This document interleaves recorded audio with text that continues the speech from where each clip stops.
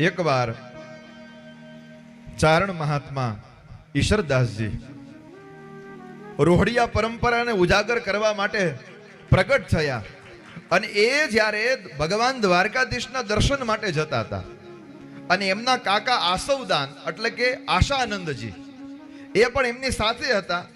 રસ્તામાં જ્યાં સરોવર આવે ત્યાં સ્નાન કર્યા, પૂજન કર્યા અને કોઈ દાળ ચોખા કઈ સામાન હતો નહીં. તેમ છતાંય ઈશ્વરદાસજી મહાત્મા ઈશ્વરદાસજી, આમ તો એવું નામ છે ઈશ્વરદાસજી, અને એ ત્યાં જળ મૂકે એટલે કાકા કહે કે દીકરા કાંઈ ચોખા પણ નથી ને એમનામ જળ તપેલી મૂકે છે ચૂલા ઉપર.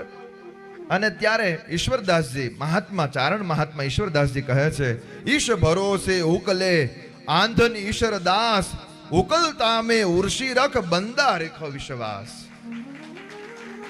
ઈશ્વરના ભરોસે પાણી ઉકળી રહ્યું છે, કાંઈક ભગવાન કલ્યાણ કરશે અને કંઈક અહીંયા પધરાવશે. મહાત્મા ઈશ્વરદાસજીનો એ વિશ્વાસ હતો અને ત્યારે પરમાત્મા વણઝારાના વેશમાં આવ્યા અને ઈશ્વરદાસજીને બધો સામાન આપ્યો છે, ભોજન બનાવ્યું, ભોગ ધરાવ્યો અને પરમાત્માના દર્શન કર્યા. વણઝારાના રૂપમાં પરમાત્મા આવ્યા અને ચારણ મહાત્માને દર્શન આપ્યા અને એના ભરોસાને ત્યાં દ્રઢ કર્યો છે. એની સાથે ભગવાન ભોજન કરે.